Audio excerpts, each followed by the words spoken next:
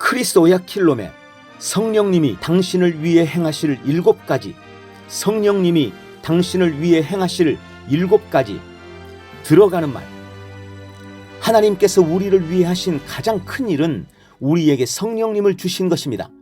하나님께서 우리에게 성령님을 부어주셔서 우리 시대에 우리 삶 가운데 성령님을 지닐 수 있게 하신 것이 가장 위대한 일입니다. 성령님은 전능하신 하나님의 영이십니다. 성령님은 하나님의 임재를 전달하시는 분이십니다.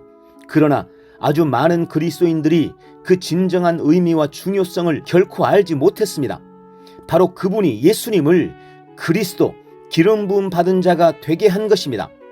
예수님께서 그런 분이 되실 수 있었던 것은 성령님의 내주하심 때문이었습니다. 우리를 오늘 하나님의 자녀로 만드신 분도 바로 성령님입니다. 성령님은 그리스도인에게 계시된 삼위일체 중 3번째 인격이십니다. 성령님은 아버지와 아들과 하나이십니다. 성령님은 아버지와 아들보다 덜 중요하시거나 능력이 덜 하시지 않습니다. 성령님은 하나님이시며 아버지와 아들과 동등하십니다. 성경 첫 대목부터 우리는 성령님의 인격을 소개받습니다. 그리고 성경 전체를 통하여 우리는 성령님과 그분의 능력과 인격을 더 알아갑니다. 이 모든 곳에서 성령님의 사역은 분명히 계시됩니다. 즉, 그분의 사역은 자신을 높이는 것이 아니라 우리를 인도하시고 우리에게 예수님의 인격을 계시하시는 것입니다. 예배소서 5장 18절, 술 취하지 말라. 그것은 방탕한 것이니 오직 성령으로 충만하라. 그리스도인의 삶에서 성령님의 사역은 매우 중요합니다. 이것이 바울이 성령님에 의해서 우리에게 계속해서 성령님으로 충만해지라는 아주 중요한 촉구를 했던 이유입니다. 바울은 또한 고린도후서 13장 14절에서 성령님의 교통에 대해서도 기도했습니다. 주 예수 그리스도의 은혜와 하나님의 사랑과 성령의 교제가 너희 모두와 함께 있을지어다. 아멘. 이것은 성령님과의 관계, 즉 교제에 대해 말하고 있습니다. 왜냐하면 성령님은 인격이시며 당신은 그분과의 관계를 유지할 수 있기 때문입니다. 당신은 성령님께 이야기할 수 있고 또 그분과 교감할 수 있습니다. 우리 중 많은 이들이 그러한 교통함의 축복들을 놓쳤습니다. 왜냐하면 우리는 성령님을 이해하려는 시간을 보내지 않았기 때문입니다. 그러나 당신이 성령님을 알고 그분과의 교제의 중요성을 인식할 때 당신은 계속해서 성령의 충만함을 갖기 열망할 것입니다. 그러면 당신은 더욱 놀라운 친교의 축복을 경험하게 될 것입니다.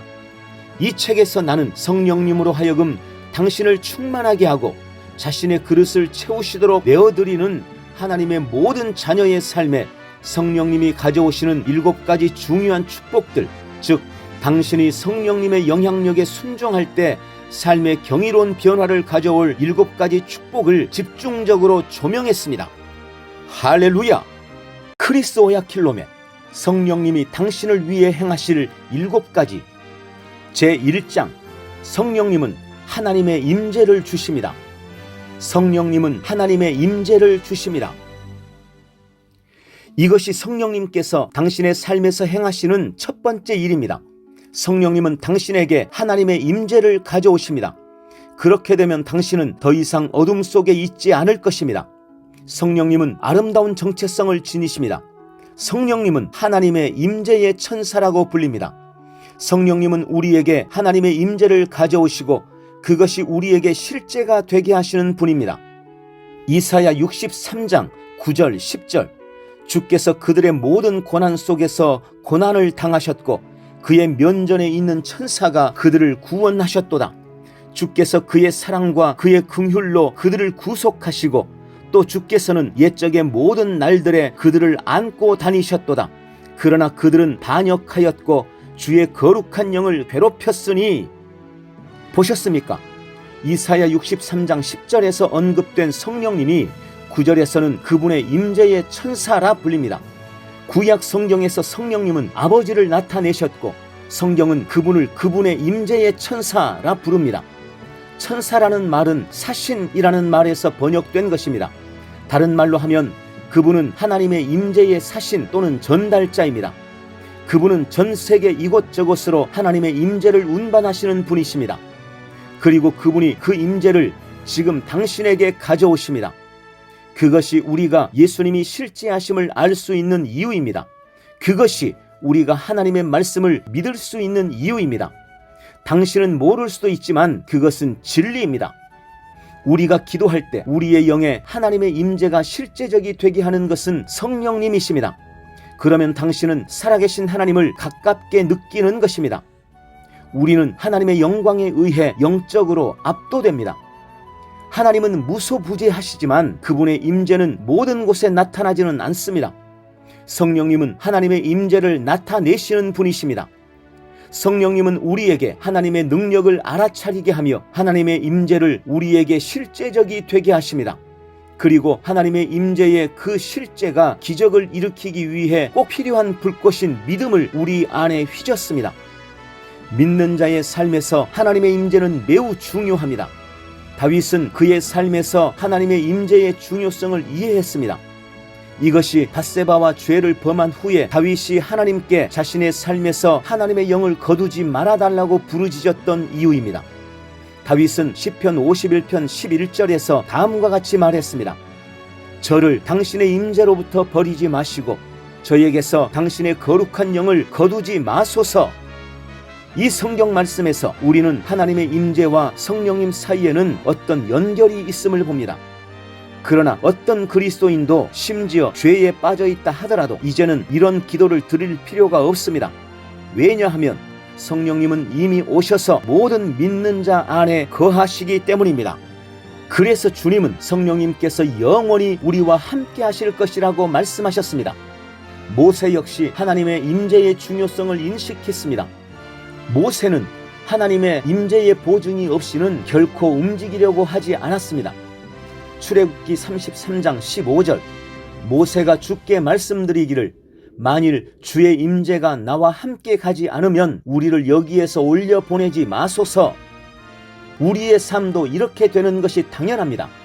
우리는 항상 우리가 하는 모든 일에 함께 하시는 하나님의 임재를 확신해야 합니다. 왜냐하면 우리는 그분 안에 살고 움직이며 존재하기 때문입니다. 성령님은 하나님의 임재의 전달자이십니다. 그리고 하나님의 임재는 믿는 자의 심령에 기쁨을 가져오십니다. 성경은 시편 16편 11절에서 말합니다. 주께서 내게 생명의 길을 보여주시리니 주의 면전 임재에는 충만한 기쁨이 있고 주의 오른편에는 즐거움이 영원 무궁토록 있나이다. 기쁨은 인간의 거듭난 영의 열매이며 환경과 무관합니다. 당신은 당신을 우울하게 만드는 소식이나 사건을 듣거나 경험할 수 있지만 당신이 스스로를 성령 충만하도록 내어놓을 때 성령님은 당신에게 더 많은 기쁨과 즐거움의 충만함을 주는 하나님의 임재를 가져올 것입니다. 성경은 말씀합니다. 로마서 14장 17절 하나님의 나라는 먹고 마시는 것이 아니라 다만 성령 안에서 의와 화평과 기쁨이라. 성령님은 우리에게 하나님의 임재의 기쁨을 가져오십니다. 할렐루야!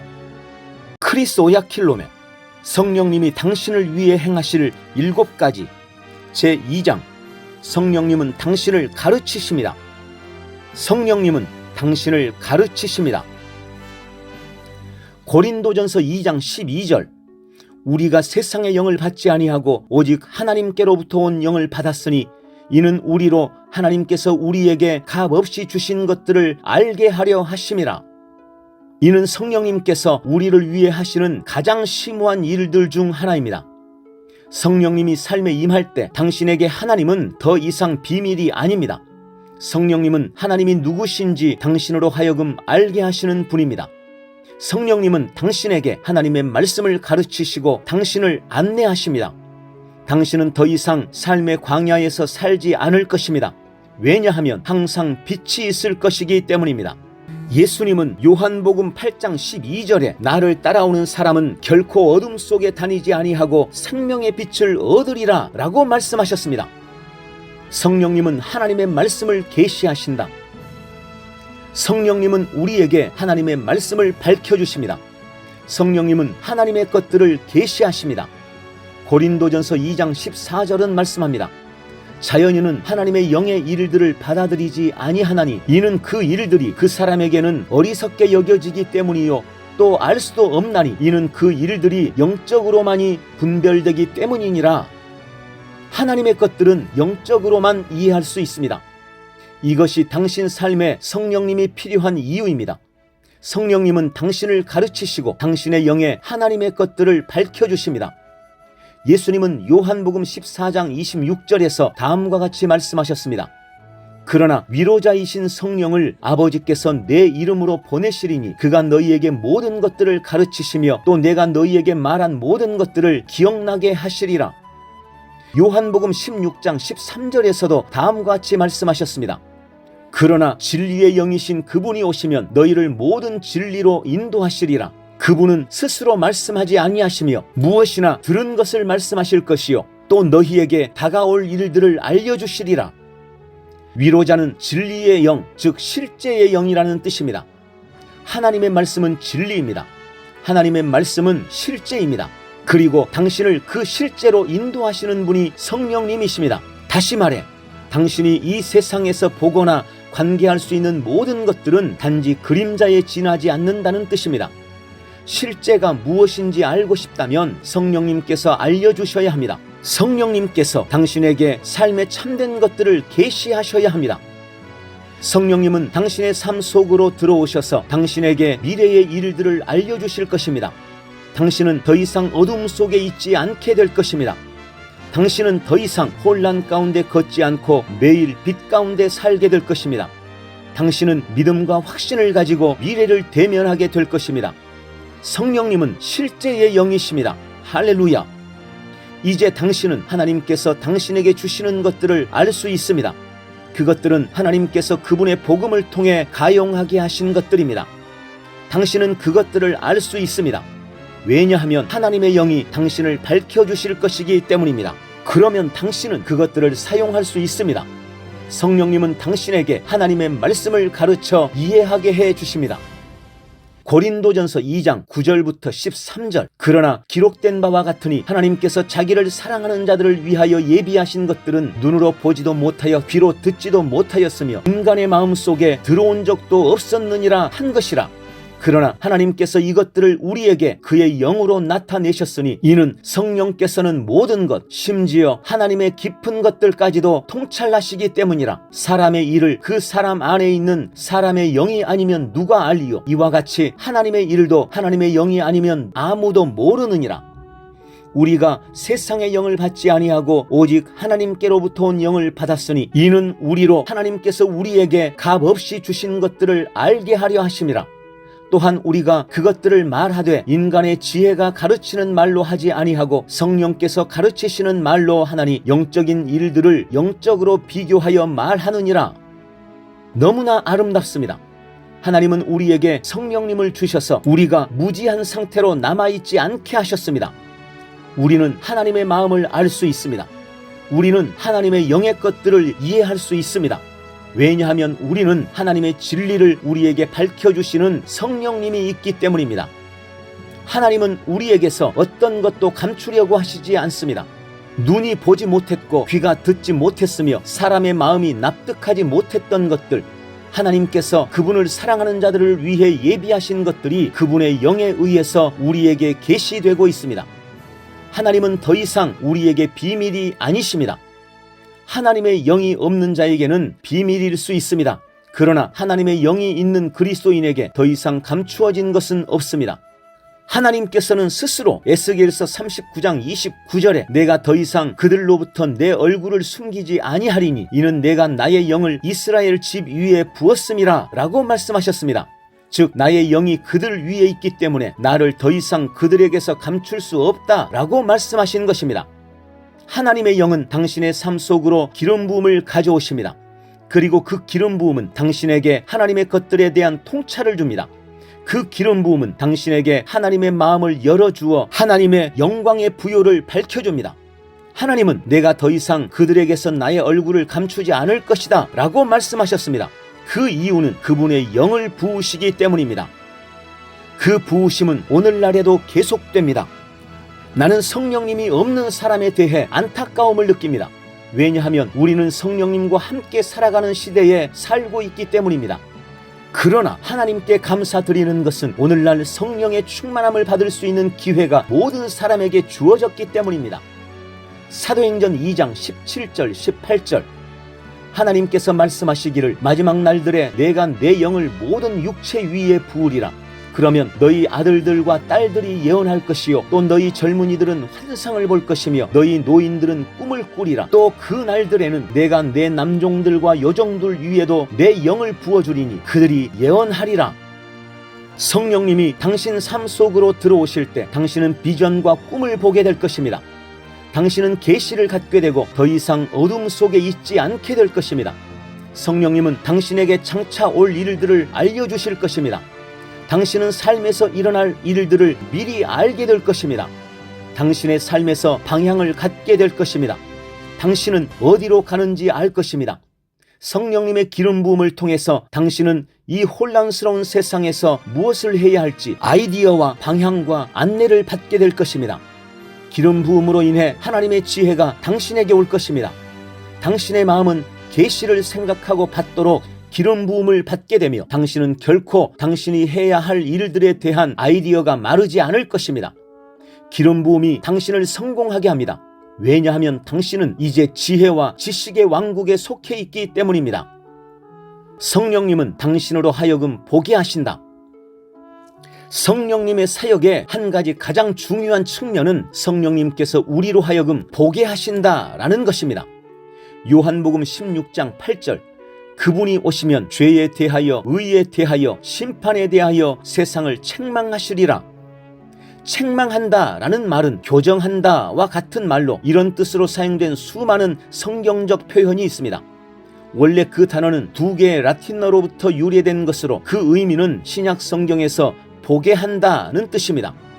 책망과 죄의 자각과 조명이라는 단어들이 성령님의 사역을 전달하는 데 사용되었습니다. 성령님은 각 사람이 진리를 보게 이해하게 하십니다. 성령님이 없는 사람은 소경입니다. 그 사람은 자신이 소경이라는 사실을 알지 못할 수도 있습니다. 바로 그것이 눈이 멀었다는 것입니다. 소경은 볼 수 없는 사람일 뿐만 아니라 볼 수 있더라도 보는 것은 모두 어둠입니다. 이는 영의 영역에서도 마찬가지입니다. 영의 영역에서 소경은 영의 것들을 알지 못하는 자입니다. 그 사람은 성령의 것들을 볼 수 없습니다. 그러나 성령님이 삶에 들어오시면 당신은 더 이상 눈이 어둡지 않게 될 것입니다. 왜냐하면 성령님이 당신으로 하여금 다른 이들이 볼 수 없는 것을 보게 하실 것이기 때문입니다. 모든 그리스도인은 진리를 이해하게 하시고 그 진리를 따라 반응하도록 도와주시는 성령님의 이 사역에 의지해야 합니다. 성령님은 장래 일을 알리시고 모든 진리로 인도하신다. 이사야 30장 20절 21절 주께서 너희에게 고난의 빵과 고통의 물을 주시사 내 선생들이 더 이상 구석진 것으로 옮겨지지 아니하리니 네 눈이 네 선생들을 볼 것이라. 네 귀가 네 뒤에서 한 말을 들으리니 말하기를 이것이 길이니 너희가 오른편으로 돌이키든지 왼편으로 돌이키든지 너희는 그 길로 걸으라 할 것이요. 이것이 성령님의 역사입니다. 성령님은 당신의 안내자이십니다. 당신이 잘못된 길을 가고 있을 때 당신은 멈춰, 너는 틀린 길을 가고 있어 라고 말씀하시는 성령님의 음성을 듣게 될 것입니다. 그리고 성령님은 당신을 옳은 방향으로 데려가실 것입니다. 당신은 더 이상 인생의 교차로에서 궁금해하면서 혼란을 겪을 필요가 없습니다. 당신 안에 성령님이 거하신다면 성령님은 당신이 가야 할 옳은 길로 당신을 인도하실 것입니다. 요한 1서 2장 27절 그러나 너희가 그분으로부터 받은 기름 부음이 너희 안에 거하나니 아무도 너희를 가르칠 필요가 없고 오히려 그 동일한 기름 부음이 너희에게 모든 것을 가르치며 또 그것은 진리요 거짓말이 아니니 그 기름 부음이 너희를 가르친 그대로 너희는 그분 안에 거할지니라. 아무도 너희를 가르칠 필요가 없다라는 말은 무슨 뜻입니까? 에베소서 4장 11절 12절 그가 어떤 사람은 사도로, 어떤 사람은 선지자로, 어떤 사람은 복음 전도자로, 어떤 사람들은 목사와 교사로 주셨으니 이는 성도들을 온전하게 하며 섬기는 일을 하게 하고 그리스도의 몸을 세우게 하여. 하나님께서 아무도 당신을 가르칠 필요가 없다고 말씀하지 않으셨나요? 그런데 왜 하나님은 교사들을 기름 부어 세우고 계실까요? 하나님은 스스로의 말씀에 모순되시는 분입니까? 하나님께서는 아무도 당신을 가르칠 수 없다고 말씀하시는 것이 아닙니다. 하나님께서는 기름 부음만이 당신을 가르칠 수 있다고 말씀하신 것입니다. 즉 하나님의 영에 의해 기름 부음 받은 교사만이 당신을 기름 부음 아래서 가르칠 수 있다는 뜻입니다. 그러므로 이는 말씀 교사가 당신을 가르칠 때 정말 당신을 가르치고 있는 것은 바로 기름 부음이라는 뜻입니다. 하나님은 그분의 말씀에 모순되지 않으십니다. 기름 부음이 당신을 가르치시는 방법에는 몇 가지가 있습니다. 동일한 기름 부음이 당신에게 모든 것을 가르치십니다. 성령님께서 당신을 가르치심으로 당신은 더 이상 무지하지 않을 것입니다. 당신은 대학에 못 갔을 수도 있지만 성령님께서 당신을 가르치실 것입니다. 성령님이 당신 안에 사실 때 당신은 더 이상 무지한 자가 되지 않을 것입니다. 성령님께서 당신의 교사가 되십니다. 예수님은 진리의 영이 오시면 그분이 당신에게 모든 것을 가르치실 것이라고 말씀하셨습니다.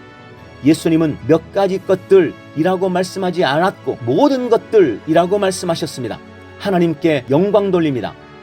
이 생의 어떤 것도, 삶에 대한 어떤 것도, 하나님에 대한 어떤 것도, 그 어떤 것이라도 성령님께 구하거나 내어드린다면 그분께서는 당신을 가르치실 수 있습니다.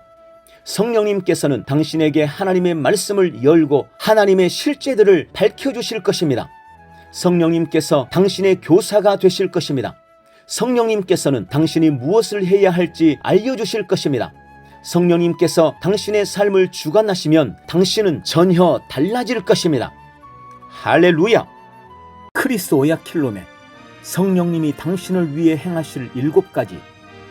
제3장, 성령님은 의를 생산하는 능력을 주십니다. 성령님은 의를 생산하는 능력을 주십니다. 성령님께서 당신 안에 사시려고 오실 때 그분은 의를 생산할 수 있는 능력과 함께 오실 것입니다. 의는 하나님의 본성으로서 인간의 영에 전이 되었을 때 그 안에 하나님의 올바름을 생산합니다. 의는 사람을 하나님 앞에 바로 설 수 있게 해줍니다. 의인은 아무런 죄책감이나 정죄감이나 열등감 없이 하나님의 임재 가운데 설 수 있는 능력을 줍니다. 의인은 하나님 안에 있는 올바름을 뜻합니다. 하나님의 의가 당신 안에 이루어졌습니다. 성령님께서 당신의 삶에 들어오실 때 그분은 당신에게 바르게 행하고 변화시키며 역사하게 하는 능력을 주실 것입니다. 사도행전 1장 8절, 그러나 성령께서 너희에게 임하시면 너희가 능력을 받으리니 그러면 예루살렘과 온 유대와 사마리아와 땅끝까지 이르러 내게 증인이 되리라 고 하시니라. 능력이란 변화를 일으킬 수 있는 역동적인 힘입니다. 성령님께서 당신의 삶 속으로 들어오실 때 당신은 변화를 일으킬 수 있는 역동적인 힘을 받습니다. 그 역동적인 힘이 당신 안에서 역사하는 능력입니다. 그 능력은 발전기처럼 자신을 재생산할 수 있는 힘을 지니고 있습니다. 이는 당신에게 호의적이지 않은 삶의 상황을 당신이 바꿀 수 있다는 뜻입니다. 이것은 하나님의 자녀의 권리 중 하나입니다. 하나님의 자녀라면 삶에서 결코 불이익을 당해서는 안 됩니다. 절대 안 됩니다. 예수님께서는 성령께서 너희에게 임하시면 너희가 능력을 받으리니 라고 말씀하셨습니다. 그 능력은 변화를 일으킬 수 있는 역동적인 힘입니다. 당신은 당신의 가족과 당신의 몸과 당신의 일터와 당신의 재정과 당신의 도시에 변화를 일으킬 수 있습니다. 당신은 모든 곳에서 변화를 일으킬 수 있습니다. 예수님은 당신이 성령님을 받을 때 능력, 즉 변화를 일으킬 수 있는 역동적인 힘을 받을 것이라고 말씀하셨습니다. 예수님께서 내가 너희에게 오리라 고 말씀하셨습니다. 여기에서 예수님은 휴거나 재림이 아니라 성령님에 대해 말씀하신 것입니다. 왜냐하면 예수님께서는 우리에게 또 다른 위로자, 즉 옆에서 우리를 돕도록 부름받은 예수님과 똑같은 분을 보내달라고 아버지께 구할 것이라 말씀하셨기 때문입니다. 그리고 그분이 성령님이십니다. 이 말은 당신은 무력하지 않을 것이라는 뜻입니다. 나는 속수무책이야 라고 말하게 하는 일이 당신 삶에 일어나서는 안 됩니다. 예수님께서는 당신이 변화를 일으킬 수 있는 역동적인 힘을 받을 것이라고 말씀하셨습니다. 당신의 삶에서, 즉 당신의 배우자와 자녀들과 직장과 학교와 나라 등 무엇이나 어디든지 어떤 일이 변화하기를 원한다면 성령님이 당신 삶에 임하실 때 그런 변화를 일으킬 수 있는 역동적인 힘을 받게 될 것입니다. 우리는 무력한 자가 아닙니다. 문제는 많은 사람들이 성령님을 모시지 않고 또한 성령님이 있는 사람들 중에서도 다수가 정말 성령님이 누구시며 그들을 위해 무엇을 하실 수 있는지를 모른다는 것입니다. 그들은 그 능력을 역사하게 하지 못합니다. 이제 변화를 보기 원하는 모든 곳에서 당신 안에 있는 성령님의 능력을 역사하게 하는 것은 당신의 몫입니다. 당신이 해야 할 일은 오직 원하는 변화를 결정하고 성령님이 당신을 통해 역사하시도록 허락하는 것입니다. 하나님의 영의 기름 부음이 당신을 통해 역사하기 시작할 때 지옥에서 온 그 어떤 귀신도 그 능력에 맞설 수 없습니다. 하나님의 모든 자녀는 이렇게 살아야 합니다. 당신은 매일 당신을 통해 그리고 당신의 삶에 역사하는 하나님의 영의 기름 부음을 가져야 합니다. 누군가는 이렇게 말할 수 있습니다. 저는 항상 더러운 꿈을 꿉니다. 잠자려고 눈을 감을 때마다 악몽을 꿉니다. 어떻게 해야 할지 모르겠어요. 당신에게 필요한 것은 성령님의 충만함입니다. 이것이 기도하는 이유입니다. 기도할 때 당신은 성령님으로 가득 찰 수 있습니다.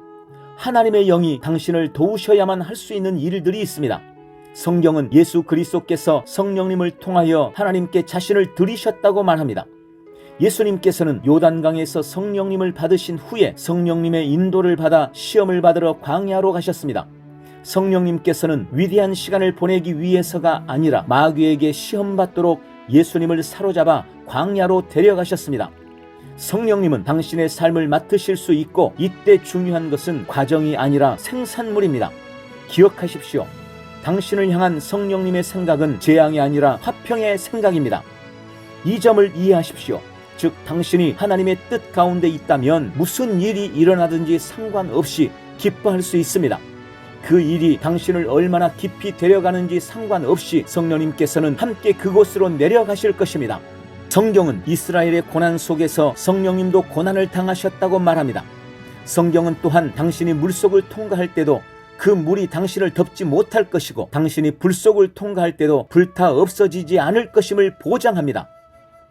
당신은 히브리인 세 소년 사드락과 메삭과 아벳느고를 기억하십니까? 느부갓네살 왕은 그들이 자신의 형상에 절하기를 거부했기 때문에 그들을 불가마에 던져버리라고 명령했습니다. 그러나 그들이 불가마에 던져졌을 때 그들을 묶고 있는 것만 탔을 뿐 그들의 옷은 말끔했으며 그들은 불가마 안에 서 있었습니다. 느부갓네살 왕은 자기가 본 것에 충격을 받고 시종에게 이렇게 물었습니다. 너도 내가 본 것을 보느냐? 우리가 불가마 속으로 몇 명을 묶어서 던졌느냐? 그들은 왕에게 대답했습니다. 전하, 3명이옵니다. 느부갓네살 왕이 말했습니다. 그런데 나는 불 속에서 아무런 상한도 없이 풀린 채 걸어다니는 4사람을 보고 있다. 그리고 4번째 사람은 마치 하나님의 아들 같구나. 그 4번째 분이 지금 우리와 함께 계십니다. 그분은 하나님의 임재의 전달자라 불립니다. 당신이 불속을 통과할 때 그분은 당신과 함께 하십니다. 당신이 물속을 통과할 때도 그분은 바로 그곳에 계십니다. 당신의 직장 또는 가정에 문제가 있을 때에도 그분은 바로 그곳에 계십니다. 당신의 재정에 문제가 있을 때에도 그분은 바로 그곳에 당신과 함께 계십니다. 그분이 그곳에 계신 이유는 당신과 함께 그 상황의 고난을 받기 위함이 아닙니다. 절대 아닙니다. 그분은 당신이 그 상황을 변화시키도록 도와주시려고 그곳에 계십니다. 그분은 당신을 그 혼란에서 빠져나오게 하시려고 그곳에 계십니다. 어떤 그리스도인들은 술을 끊으려고 고군분투합니다. 그들은 술을 끊기를 원하지만 너무 힘들다는 것을 발견했습니다. 어떤 다른 이들은 먹는 것에 문제가 있기도 합니다. 그들은 식욕을 통제하지 못합니다. 또 어떤 이들은 잠이 문제입니다. 그들은 아무 데서나 어디서나 잠이 듭니다. 그들은 5분 이상 깨어있을 수가 없습니다. 때때로 그리스도인의 숫자만큼이나 많고 다양한 문제가 있는 것처럼 느껴집니다. 이 책을 읽는 당신이 지금 그런 상황에 있을지도 모릅니다. 잠깐 멈추십시오. 당신이 지금까지 통행권을 드리지 않았던 분, 곧 성령님이 당신 안에 계십니다. 섬기는 일을 하시는 성령님이 당신 안에 계십니다. 그분은 어떤 목적을 위해 보냄을 받으셨습니다. 그분은 방언을 말하는 것만 돕기 위해서 당신에게 보냄 받으신 것이 아닙니다. 방언 자체도 기적이지만 방언을 당신 삶의 다른 영역에까지 확장해야 합니다. 다른 방언으로 말할 때 당신은 다음에 무슨 말이 나올지 알지 못하지만 성령님께서 당신의 혀를 맡으시고 그 복된 말을 하게 하십니다. 성령님께서 당신으로 하여금 전혀 배운 적이 없었던 방언을 말하게 하셨다면 그분은 당신의 다리도 맡으실 수 있습니다. 그분은 당신의 손과 눈도 맡으실 수 있습니다. 할렐루야! 성령님께서는 하나님께서 당신 삶에서 하기 원하시는 것들을 실제로 당신이 하게 하실 수 있습니다. 하나님의 영은 당신에게 의지뿐 아니라 능력도 주십니다. 빌립보서 2장 13절은 말씀합니다. 너희 안에서 역사하시는 분은 하나님이시니 그분의 선한 기쁘심에 따라 뜻 의지를 두고 행하게 하려 하심이라. 성령님은 당신이 열망하게 하실 수 있을 뿐만 아니라 그것을 하도록 하실 수도 있습니다. 그러나 우리 중 많은 이들이 삶에서 성령님과 그 지점까지 이르지 못했습니다. 우리는 스스로 많은 것들을 하려고 애쓰지만 실패합니다. 그러나 당신의 삶 가운데 성령님의 역사하심을 인정하고 그분께 통행권을 드린다면 그러한 고군분투는 끝나게 될 것입니다. 예수님께서 말씀하셨습니다. 나를 따라오라. 내가 너희로 사람들을 낚는 어부가 되게 하리라. 예수님은 나를 따라오라, 사람을 낚는 어부가 되어봐라 라고 말씀하지 않으셨습니다. 예수님은 내가 너희를 그렇게 만들겠다 라고 말씀하셨습니다. 그분은 능력을 지니신 분입니다. 당신을 되게 만드는 책임은 그분에게 있습니다. 당신이 해야 할 일은 오직 그분을 따르는 것입니다. 하나님 편에서 필요한 별도의 수고도 없고 당신 편에서도 별도의 수고가 없습니다. 필요한 것은 오직 하나님께서 이렇게 말씀하시는 것이며 또 하나님께서 당신에 관해 하신 그 말씀에 당신이 동의하는 것입니다. 할렐루야! 크리스 오야킬롬의 성령님이 당신을 위해 행하실 7가지 제4장 성령님은 안식을 주십니다. 성령님은 안식을 주십니다. 성령님께서 당신에게 안식을 주실 것입니다. 어떻게 이 사실을 충분히 강하게 말할지 모르겠습니다.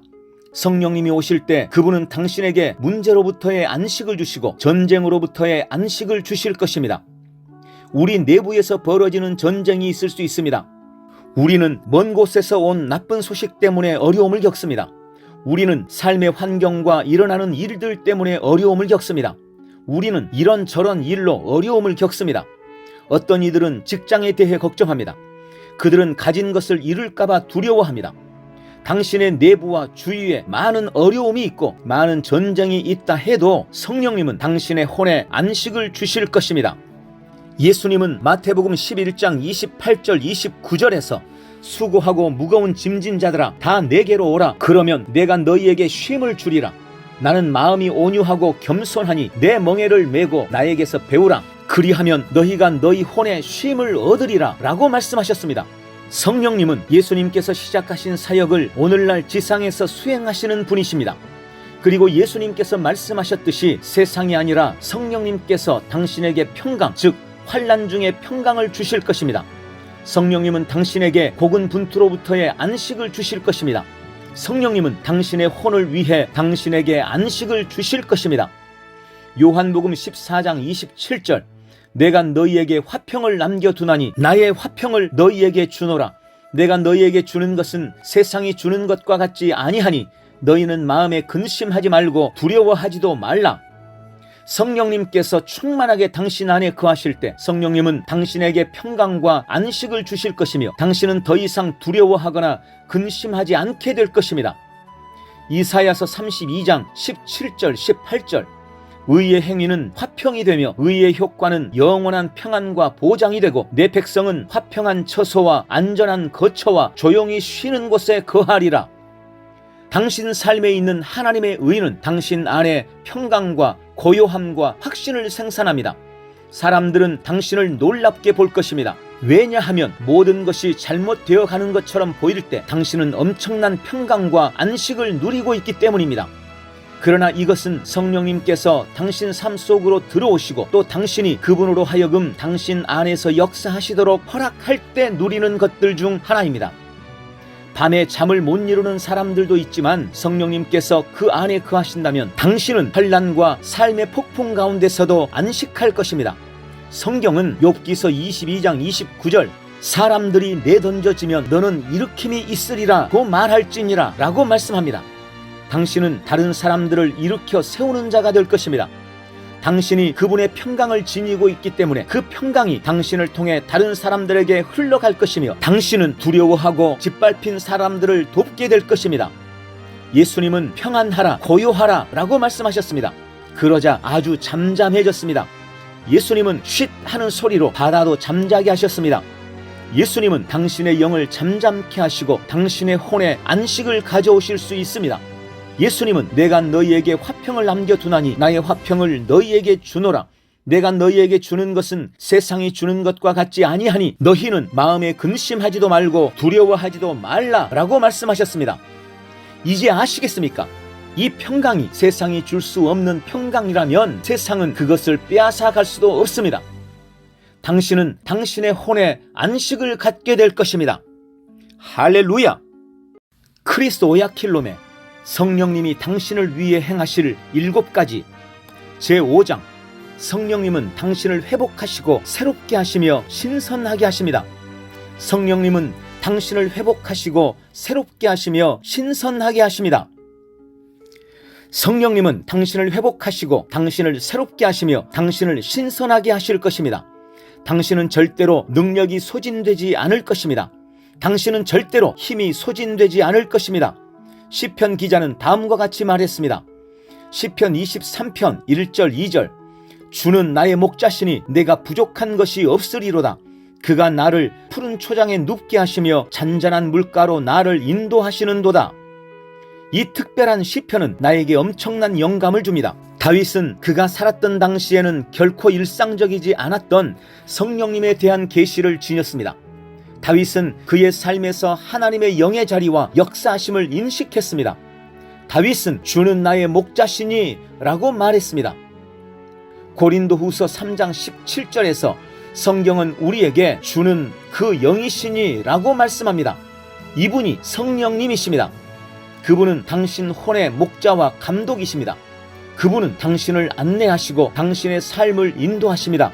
그분은 당신을 푸른 초장으로 인도하시고 당신을 그곳에 눕게 하십니다. 이는 그분이 당신을 풍요의 자리로 인도하시고 거하도록 하신다는 뜻입니다. 그러면 당신은 그 풍요의 자리에서 평강을 갖게 될 것입니다. 왜냐하면 다윗이 다음과 같이 말했기 때문입니다. 시편 23편 2절부터 4절 그가 나를 푸른 초장에 눕게 하시며 잔잔한 물가로 나를 인도하시는도다. 그가 내 혼을 소생시키시고 그의 이름을 위하여 의의 길들로 나를 인도하시는도다. 정녕 내가 죽음의 그림자의 골짜기를 지날지라도 악을 두려워하지 않으리니 이는 주께서 나와 함께 계시며 주의 막대기와 주의 지팡이가 나를 위로하심이라. 그렇습니다. 그분이 당신을 회복시키실 것입니다. 그분이 당신을 새롭게 하실 것입니다. 그분이 당신을 신선하게 하실 것입니다. 예배소서 2장 10절 확대 번역본 왜냐하면 우리는 하나님께서 시간에 앞서서 마련하신 길들을 취하도록 우리를 위해 예정하신 미리 계획하신 그 선한 일들을 우리가 행하기 위하여 또 우리가 그것들 안에 행하도록 하나님께서 미리 배열하시고 우리더러 살라고 준비하신 선한 삶을 살도록 그리스도 예수 안에서 재창조된 새롭게 태어난 하나님의 손으로 지은 걸작품이기 때문입니다. 다른 말로 하면 성령님이 당신의 환경을 맡으실 것이라는 말입니다. 성령님은 당신의 나를 다루실 수 있습니다. 당신은 삶에서 만나서는 안 되는 사람들과 만날 수도 있습니다. 당신은 삶에서 결코 가서는 안 될 곳에 가 있을 수도 있습니다. 당신은 삶에서 절대로 갖지 말았어야 하는 직업에 종사했을 수도 있습니다. 또는 삶에서 결코 만나기로 되어 있지 않은 친구를 사귀었을 수도 있습니다. 당신이 성령님의 안내 없이 스스로의 힘으로 살아간다면 이런 일들이 생길 수 있습니다. 성령님은 우리는 하나님께서 시간에 앞서서 마련하신 길들을 취하도록 우리를 위해 예정하신 미리 계획하신 그 선한 일들을 우리가 행하기 위하여 또 우리가 그것들 안에서 행하도록 하나님께서 미리 배열하시고 우리더러 살라고 준비하신 선한 삶을 살도록 하신다고 말씀하셨습니다. 이것이 성령님께서 우리를 데리고 들어가신 삶입니다. 성령님은 당신의 삶을 다루실 수 있습니다. 당신은 우연의 자녀가 아닙니다. 당신이 만나는 사람들은 우발적으로 당신의 세계로 들어온 사람들이 아닙니다. 당신이 있어야 하는 최고의 자리는 당신의 삶을 향한 하나님의 완전한 뜻 안에 있습니다. 당신이 하나님의 완벽한 뜻 안에 있을 때 어떤 상황을 직면하든지 상관없이, 그 거인이 얼마나 큰지는 상관없이, 그 산이 얼마나 높은지 상관없이, 그 계곡이 얼마나 깊은지 상관없이 당신은 정복자 이상입니다. 다윗이 시편 23편 4절에 정령 내가 죽음의 그림자의 골짜기를 지날지라도 악을 두려워하지 않으리니 이는 주께서 나와 함께 계심이요 주의 막대기와 주의 지팡이가 나를 위로하심이라 라고 말씀하신 것은 놀랄 일이 아닙니다. 성령님은 당신을 돕기 위해 여기에 계십니다. 성령님은 당신의 삶의 환경을 이미 배열해 놓으셨습니다. 성령님은 당신의 환경을 돌봐주실 수 있습니다. 성령님은 당신의 삶에 대한 모든 것을 돌봐주실 수 있습니다. 성령님은 당신의 삶을 성공하게 하는 법을 아십니다. 성령님은 당신에게 떠오른 생각에 대해 어떻게 해야 할지 알고 계십니다. 그분은 자신이 당신으로 하여금 하나님의 뜻을 행하게 하실 것이라고 말씀하십니다. 이것이 하나님의 모든 자녀에게 성령님이 있어야 하는 이유입니다. 당신은 삶에서 성령님의 충만함이 필요합니다. 고린도후서 4장 16절에서 성령님은 이런 까닭에 우리가 낙심하지 아니하노라. 오히려 우리의 겉사람이 썩어질지라도 우리의 속사람은 날마다 새로워지나니 라고 말씀했습니다. 그렇습니다. 당신은 하나님의 말씀과 성령님의 역사하심에 의해서 날마다 새로워질 수 있습니다. 시편 103편 5절 좋은 것들로 네 입을 흡족해 하시나니 네 젊음이 독수리의 젊음같이 새로워지는도다. 성령님이 당신의 젊음을 독수리의 젊음처럼 새롭게 하실 것이라고 말씀합니다. 독수리는 매우 독특한 새입니다. 독수리는 자라면서 깃털갈이를 합니다.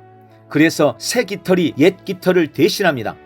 성령님은 마치 독수리가 자신을 새롭게 하듯이 당신의 젊음과 힘과 생명력을 새롭게 하실 것입니다. 성령님은 당신을 시편 1편 3절에서 말씀한 나무처럼 만드실 것입니다.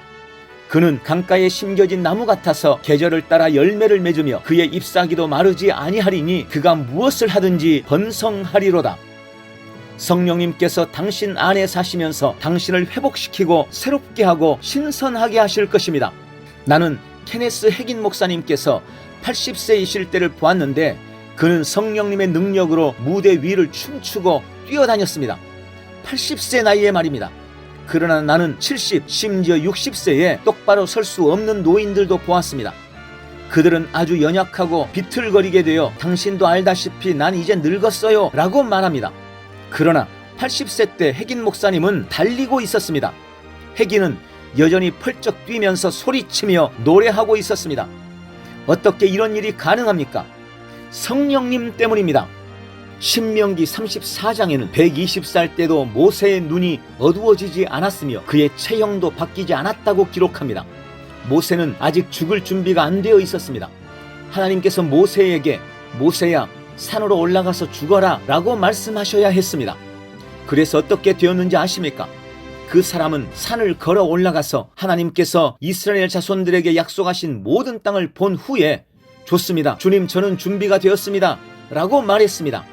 하나님께서는 좋다 그러면 어서 죽어라 라고 말씀하셨고 모세는 누워서 죽었습니다. 그것이 성경이 모세에 대해 말씀하시는 바입니다. 모세는 당시 120살이었지만 비틀거리지 않았고 흔들 의자에 앉아있지도 않았으며 지나가는 모든 사람들을 바라보면서 나는 이제 은퇴한 사람입니다 라고 말하지도 않았습니다. 모세는 절대로 그렇게 하지 않았습니다. 그 나이에 모세는 엄청난 기력이 있어서 산에 올라갔다가 내려올 수 있었으며 육안으로 수십 킬로미터 떨어진 가나안 땅을 볼 수도 있었습니다. 당신이 섬기는 분은 다니엘서 7장 9절 옛날부터 계신 분이라 불립니다. 당신 나이가 70살이나 80살이나 그 이상일지라도 당신의 삶은 단지 시작일 뿐입니다. 모세는 80살에 사역을 시작했습니다. 지금이 하나님을 섬길 때입니다. 그냥 집으로 돌아가서 잠자지 마십시오. 아닙니다. 마을로 돌아가서 예수님을 계속해서 전하십시오. 머리에 백발이 있더라도 예수님을 위해 휘날리십시오. 죽을 것을 기대하지 마십시오. 무덤을 보면서 나도 곧 저곳에 들어가겠지 라고 말하지 마십시오. 절대로 아닙니다. 죽기를 원한다면 모든 사람에게 나는 이제 죽고 싶다라고 말하십시오. 사고로 죽지 마십시오. 총에 맞거나 칼에 찔려 죽지 마십시오. 어떤 사람을 위해서도 죽지 마십시오. 누군가 이미 당신과 다른 모든 이들을 위해 죽으셨기 때문에 스스로 죽기로 선택하지 않는 한 당신은 죽지 않습니다. 성령님은 당신을 회복시키시며 당신을 새롭게 하시고 당신을 신선하게 하실 것입니다. 당신이 아침에 일어날 때마다 하나님 감사합니다. 나는 신선하게 되었습니다.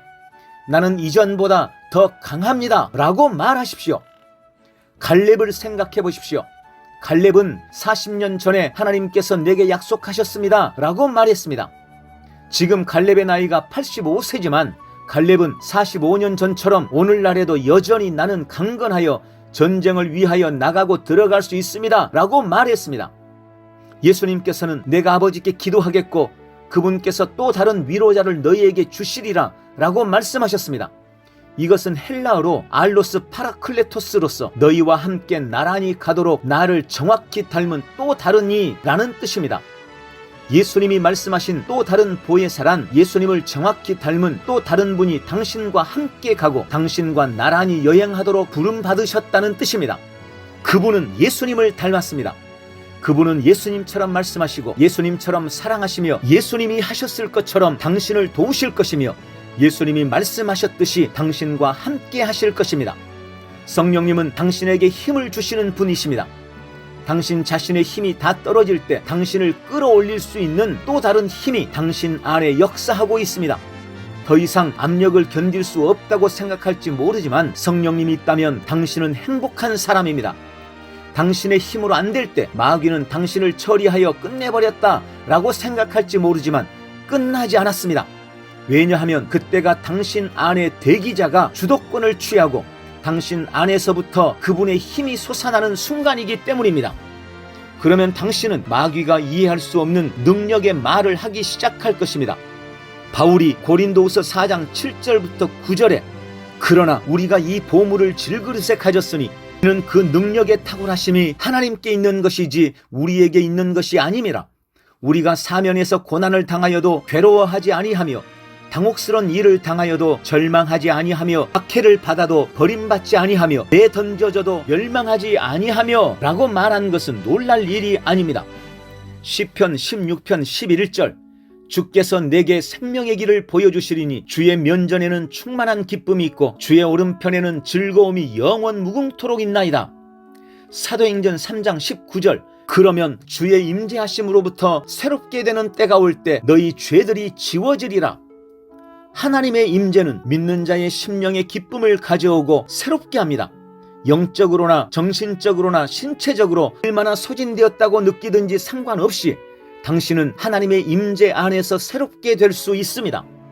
하나님의 임재 안에는 영적인 나른함이나 메마름이나 의기소침함이 없습니다. 왜냐하면 성령님께서 우리의 심령 안에서 하나님의 기쁨을 휘저으시기 때문입니다. 할렐루야! 크리스 오야킬롬의 성령님이 당신을 위해 행하실 7가지 제6장 성령님은 광야를 비옥한 곳으로 바꾸십니다. 성령님은 광야를 비옥한 곳으로 바꾸십니다. 이것은 당신 삶에서 성령님의 임재와 영향력의 가장 아름다운 증거 중 하나입니다. 이사야 32장 15절 16절 그 영을 위로부터 우리에게 부어주실 때까지라. 광야는 비옥한 들이 될 것이며 비옥한 들은 삼림으로 여겨지리라. 그때에 공의가 광야에 거하며 의가 비옥한 들에 남겠고. 이 말씀을 통해 하나님의 영이 우리 삶에 임하실 때 우리가 생산적이 된다는 사실을 알 수 있습니다. 하나님의 영의 기름 부음은 우리를 생산적으로 만들며 열매 맺게 합니다. 기름 부음은 우리의 삶에 영향을 끼치고 우리 안에서 이런 일들이 일어나게 합니다. 상황이 악화되어 당신의 삶이 광야로 변할지라도 이런 일은 성령님이 위로부터 당신에게 부어지기 전까지만 가능합니다. 성령님은 상황을 바꾸시는 분이십니다. 성령님은 우리에게 하나님 아버지의 영광과 축복을 밝혀주시는 분이십니다.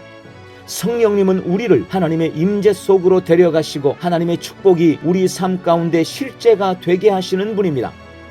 나는 기름 부으심이 하시는 일을 많은 사람들이 이해하기 바랍니다.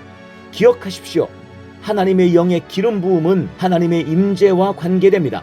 그러므로 이사야서 32장 15절은 그 영을 위로부터 우리에게 부어주실 때까지라 라고 말씀합니다. 그 의미는 기름 부음이 우리에게 임할 때까지라는 뜻입니다. 지금 우리는 기름 부음이 임하기를 기다리는 자들이 아닙니다. 당신이 하나님의 영을 받았다면 그분이 위로부터 당신에게 부어졌습니다. 성령님이 위로부터 우리에게 부어질 때 우리는 광야를 변화시키기 위해 고군분투할 필요가 없습니다. 광야는 자연히 변화됩니다. 당신은 삶에서 너무도 많은 비생산성을 보고 있을지도 모릅니다. 자신의 삶을 바라보며 내가 어디까지 왔나? 내가 삶에서 이룬 게 뭐지? 라는 의문을 가질 수도 있습니다. 아마도 가정을 보면 완전히 사막이고 재정은 별로 좋지 않고 건강은 날마다 악화되고 있으며 삶이 모든 분야에 걸쳐서 비생산적인 것처럼 보일지도 모릅니다. 그러나 당신의 삶은 당신 위에 성령님의 기름 부음이 부어지기 전까지만 광야로 남아있을 수 있습니다. 이사야 32장 13절부터 15절 내 백성의 땅에 가시와 찔레가 나리니 정령 즐거운 성읍에 있는 모든 즐거운 집들의 날이라. 궁들이 버려지고 성읍의 무리들이 내버려지며 보루와 망대들이 영원한 토굴들이 되어 들나귀의 즐거워하는 곳과 양떼들의 초장이 되리니 그 영을 위로부터 우리에게 부어주실 때까지라. 삶의 모든 곳에 메마름과 비생산성이 존재하고 있을 수 있습니다. 그런 상황 때문에 소망이 없을 수도 있습니다. 그러나 이런 것들은 하나님의 임재가 풀어지기 전까지만 지속될 수 있을 뿐입니다. 성령님이 당신 안에 살려고 오실 때 그분은 당신의 광야를 비옥한 밭으로 바꾸실 것입니다. 즉 당신의 사막에서 물이 솟아날 것입니다. 당신은 삶의 모든 영역에서 생산성과 성장을 경험하게 될 것입니다. 당신은 앞으로 나아가게 될 것입니다. 당신의 좌우편에서 생수가 터져 나올 것입니다. 지금 당신이 내 삶에는 메마름이 없다, 나의 삶은 비생산적이지 않아 라고 생각할지도 모릅니다. 하나님께 감사드립니다. 그러나 더 나은 것이 있습니다. 당신의 비옥한 밭은 삽림이 될 수 있습니다. 이사야서 32장 15절 16절을 다시 읽어보십시오. 그러면 당신은 이것을 발견하게 될 것입니다. 당신이 영적으로나 재정적으로 더 생산적으로 될 수 있습니다. 당신의 삶은 예수님을 위해 더 많은 사람들에게 영향을 끼칠 수 있습니다. 당신은 신성한 치유를 체험하는 데서 신성한 건강을 체험하는 데로 나갈 수 있습니다. 그리스도 안에서 당신을 위한 더 좋은 것이 항상 존재합니다. 이사야 44장 2절부터 4절 너를 지으셨고 태에서부터 너를 조성하셨고 너를 도와주실 주가 이같이 말하노라. 오 나의 종 야곱아, 내가 택한 너 여수로나 두려워 말라. 이는 내가 목마른 자에게 물을, 마른 땅에 큰 물을 부을 것임이라. 내가 네 씨에게는 내 영을, 네 후손에게는 내 복을 부으리니 그들이 풀 가운데서 솟아나 시냇가에 버들같이 될 것이라. 당신은 마땅히 이 말씀을 기뻐해야 합니다. 하나님께서는 당신을 돕는 데 관심이 있습니다. 하나님은 당신을 더 나은 삶으로 이끌도록 돕기를 원하십니다. 이사야 44장 3절에서 말한 물은 성령님을 가리킵니다. 당신이 성령의 충만함을 열망한다면 그것을 받게 될 것입니다. 하나님은 그분의 영을 당신의 씨앗에, 그분의 축복을 당신의 후손에게 부으실 것이라고 말씀하셨습니다. 왜냐하면 그들이 당신을 대표하기 때문입니다. 그리고 하나님께서 그분의 영을 당신의 씨앗에 부으실 때 당신은 이전보다 더 생산적으로 변합니다. 그들은 풀 가운데서 솟아나서 시냇가에 버들같이 될 것입니다. 주 예수님께서 요한복음 7장 37절 38절에 누구든지 목마르거든 내게로 와서 마시라. 나를 믿는 자는 성경이 말씀한 것과 같이 그의 배에서 생수의 강들이 흐르리라 라고 말씀하신 것은 그리 놀라운 일이 아닙니다. 성령님께서는 당신을 생산적으로 만드실 뿐만 아니라 당신의 생산적인 삶이 다른 이에게 긍정적인 영향을 끼치게도 하십니다. 생수의 강들이 당신의 배에서 흘러나오게 되면 그 강들은 당신과 당신 주위의 사람들에게 확실히 영향을 끼쳐야 합니다. 그렇습니다. 성령님이 오실 때 그분은 당신의 광야를 비옥한 밭으로 만드시고 또한 그 비옥한 밭을 삽림으로 바꾸실 것입니다. 당신의 삶에서 생산성이 증가될 것에 대비하십시오. 에스겔서 36장 27절부터 29절 또 내가 나의 영을 네 안에 두어 너희로 나의 규례대로 행하게 하리니 너희가 나의 명령을 준수하고 행하리라. 너희는 내가 너희 조상들에게 주었던 땅에서 거하리니 너희는 나의 백성이 되고 나는 너희 하나님이 됨이라. 내가 또한 너희를 너희의 모든 더러움으로부터 구원할 것이며 또 내가 곡식을 가져와서 풍성하게 하여 너희에게 기근을 두지 아니하리라. 하나님께서 여기에서 말씀하고 계시는 것을 이해하십시오. 하나님은 나는 내 영을 너희 속에 둘 것이며 네 삶에서 혼란을 제거할 것이다. 그러면 나는 곡식을 불러내리라 라고 말씀하십니다. 이것이 번영입니다. 성령님께서 당신 안에 살기 시작하시면 성령님은 곡식을 불러내실 것입니다. 살면서 파산하는 사람들이 많습니다. 너무나 많은 하나님의 사람들이 빈털터리로 살아가면서 왜 그런지 의아해합니다. 그러나 번영은 성령님을 통해서 옵니다. 예수 그리스도의 교회 안에 번영에 대한 많은 설교들이 있었습니다. 우리는 당신이 드리면 하나님께서 돌려주실 것입니다 라고 말했었습니다. 그러나 거기서 끝나지 않습니다. 그것은 정확한 진리가 아니라 절반의 진리입니다. 진리는 온전한 진리가 되어야 합니다. 아주 많은 하나님의 사람들이 드립니다. 예를 들어 그들은 헌금을 드리지만 기대하는 만큼 여러 배로 되돌려 받는 것 같지 않습니다. 문제는 그들에게 있습니다.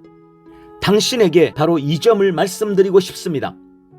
당신이 씨앗을 심어도 비가 오지 않고 물을 주지 않는다면 씨앗에 문제가 생길 것입니다.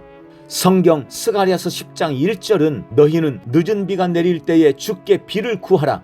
그리하면 주가 번쩍이는 구름을 만들어 그들에게 소나기를 내리고 각 사람에게는 들의 풀을 주리라 라고 말씀합니다. 이것은 성령님에 대한 말씀입니다. 당신이 씨앗을 심고 하나님께 드리고 그로부터 거두었다면 이는 비가 왔기 때문이며 당신의 기도가 바로 비가 내리게 만들어준 것입니다. 이것이 많은 그리스도인들이 범하는 실수입니다. 그들은 기도하지 않고 그저 주고 기대하기만 합니다.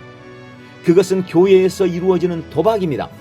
그것은 하나님의 말씀을 도박으로 사용하는 것입니다.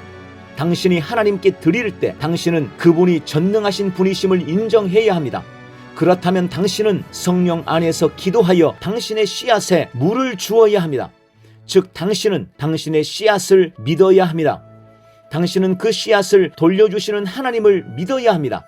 당신은 당신의 씨앗으로부터 수확이 있음을 믿어야 합니다. 성령 안에서 기도할 때 당신은 당신의 씨앗과 믿음의 토양인 당신의 심령에 물을 주고 있는 것입니다. 그렇게 할 때 당신은 수확한 것을 저장할 충분한 공간이 없을 정도로 아주 큰 추수를 하게 될 것입니다. 하나님을 찬양합니다. 그러나 많은 사람들이 그냥 그곳에서 기다리면서 수확이 올 것이라고 말만 합니다. 그러다 수확이 오지 않으면 실망을 느낍니다. 이것과 길거리에 사는 도박과는 별 차이가 없습니다. 그러나 당신이 그 수확에 대해 기도하기 시작하면 결과는 달라집니다. 하나님은 컴퓨터가 아닙니다. 하나님은 이성적인 존재이시기에 우리는 그분과 관계를 맺어야 합니다. 그분께 드릴 때 우리는 그분께 말하고 그분과 관계를 맺고 그분으로부터 기도하며 그분께 기도합니다. 모든 드리는 것에는 관계가 포함되어 있습니다. 그러나 거기에 관계가 없다면 확실히 문제가 있게 될 것입니다. 할렐루야! 크리스 오야킬롬의 성령님이 당신을 위해 행하실 7가지 제7장 성령님은 당신의 삶에 탁월함을 주십니다. 성령님은 당신의 삶에 탁월함을 주십니다. 당신이 온 심령을 다해 예수 그리스도를 믿고 하나님의 기록된 말씀을 믿는다면 성령님도 믿으십시오. 그러면 성령님께서는 당신의 삶에 탁월함을 가져다 주실 것입니다. 다니엘은 탁월한 영을 지녔습니다. 다니엘서 6장 3절 이 다니엘은 탁월한 영이 있으므로 다른 총리들과 고관들보다 뛰어나니 왕이 그를 세워 전국을 다스리도록 구상하였더라. 당신은 탁월한 영을 가질 수 있습니다. 성령님은 탁월함의 영이십니다. 성령님이 당신의 삶으로 들어오시면 당신의 정신에 탁월함이 있을 것이고 당신의 일에 탁월함이 있게 될 것입니다. 그리고 당신의 건강에 탁월함이 있을 것입니다. 시편 기자가 시편 138편 8절에서 주께서는 나와 관련된 것을 완전하게 하시리이다 라고 말씀하셨듯이 당신에 대한 모든 것에 탁월함이 있게 될 것입니다. 성경은 요한 3서 2절에서 사랑하는 자여 무엇보다도 내 혼이 잘됨 같이 네가 번성하고 강건하기를 바라노라 라고 말씀합니다. 이것이 역사하고 있는 탁월함의 영입니다. 탁월함이란 당신이 영적으로, 정신적으로, 신체적으로 그리고 삶의 모든 분야에서 번영하고 있는 것을 의미합니다. 번영한다는 것은 무슨 뜻입니까? 이는 잘되고 있는 것, 넘치도록 소유하는 것, 높은 수준에서 하나님과 동행하는 것입니다. 하나님처럼 생각하고 하나님처럼 살 수 있는 높은 수준에서 하나님과 함께 있다는 것을 의미합니다. 성령님은 당신의 삶에 탁월함을 가져오실 것이며 그러면 당신의 건강도 탁월해질 것입니다. 어느 날 아침에는 열이 있거나 다음 날에는 고혈압이 있다거나 하지 않게 될 것입니다. 절대로 그렇지 않습니다. 성령님은 당신의 삶에 탁월함을 가져오실 것입니다. 시편 1편 3절 그는 강가에 심겨진 나무 같아서 계절을 따라 열매를 맺으며 그의 잎사귀도 마르지 아니하리니 그가 무엇을 하든지 번성하리로다. 당신의 삶에 이 성령님을 지닐 때 당신은 물이 흐르는 강가에 심겨진 나무와 같을 것입니다. 당신은 계절마다 열매를 맺을 것입니다. 이는 당신이 열매를 맺기로 되어 있을 때마다 실패하지 않을 것이란 뜻입니다. 다른 말로 하면 당신이 수확할 수 없을 때가 결코 없을 것이란 의미입니다. 주님은 너의 잎사귀가 시들지 않을 것이며 네가 무엇을 하든지 번영할 것이라 라고 말씀합니다. 당신이 손대는 것은 무엇이나 성공으로 변하게 될 것입니다. 왜 그럴까요? 탁월함의 영이신 성령님께서 당신 삶에 계시기 때문입니다. 에스겔서 36장 30절부터 32절 내가 나무의 열매와 밭의 소산을 많게 하여 너희로 다시는 이방 가운데서 기근의 비난을 받지 않게 하리라. 그때에 너희는 너희 자신의 악한 행위와 선하지 아니한 너희의 행실을 기억하고 너희의 죄악과 가증함으로 인하여 너희 자신의 목전에서 자신들을 싫어하리라. 주 하나님이 말하노라. 내가 너희를 위하여 이것을 행하지 않음을 너희로 알게 하려는 것이라. 오 이스라엘 집아, 너희 자신의 행위로 인하여 부끄러워하며 수치를 알라. 하나님께서 여기에서 무엇을 말씀하고 계시는지 아십니까? 하나님께서는 내가 이를 행하는 것은 너희가 값을 치르거나 무언가를 행하였기 때문이 아니니라. 너희가 선하게 보이기 때문도 아니니라. 너희가 많은 기도를 했기 때문도 아니며 너희의 어떤 행위 때문도 아니다. 이것이 줄곧 나의 계획이기 때문에 그것을 행하는 것이다 라고 말씀하고 계십니다. 이제 하나님께서 다음 구절에서 말씀하시는 것을 읽어보십시오. 에스겔 36장 33절부터 36절 주 하나님이 이같이 말하노라. 내가 너희를 너희의 모든 죄악에서 깨끗게 하는 날에 내가 또한 너희로 그 성읍들에서 살게 하리니 폐허에 집을 짓게 되리라. 지나가는 모든 사람들의 목전에 황폐하게 버려졌던 곳 그 황폐한 땅이 경작되리라. 이러면 그들이 말하기를 황폐했던 이 땅이 에덴의 동산같이 되었도다. 삭막하고 황폐하고 파괴된 성읍들이 성벽이 세워지고 사람들이 살고 있도다 하리라. 그러면 너희 사면에 남은 이방은 나 주가 폐허를 세우고 황폐한 곳에 심는 줄을 알리라. 나 주가 그것을 말하였으니 그대로 행하리라. 하나님께서는 내가 그것을 행하리라 라고 말씀하셨습니다. 이것이 하나님께서 당신을 위해 하기 원하시는 일입니다.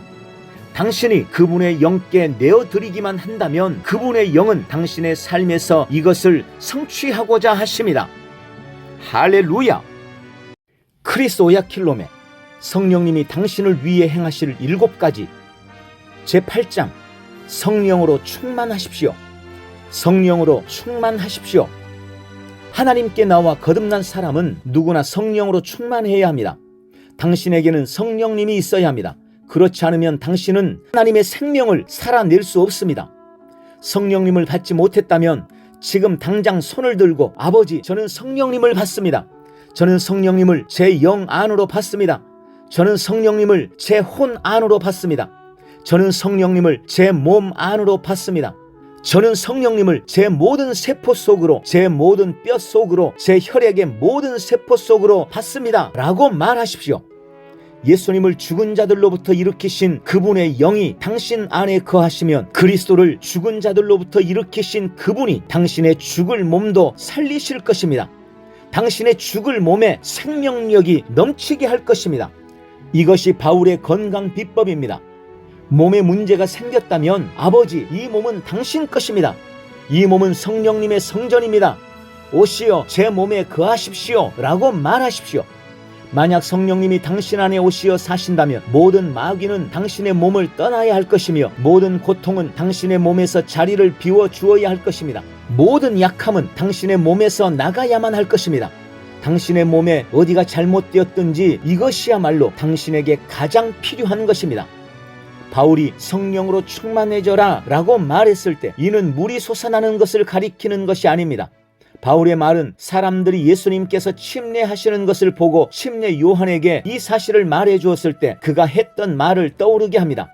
침례 요한은 내가 전에도 말했지만 나는 그리스도가 아니다. 나는 그분이 나 앞서 계시고 나는 그분의 신발끈을 풀 자격조차 없다라고 말했다라고 했습니다. 그리고 그분은 융성해야 하나 나는 쇠잔해야만 하리라 라고 말했습니다.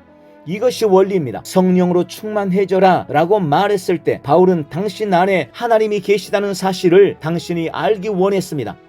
당신은 쇠하여지고 성령님께서 융성해지도록 내어드리십시오. 당신이 말할 때 그 말이 하나님의 음성이 되게 하십시오. 당신이 손을 뻗을 때 그 손이 하나님의 손이 되게 하십시오. 당신 자신을 단순한 사람으로 보지 말고 하나님으로부터 태어나서 하나님으로 충만한 자로 여기십시오.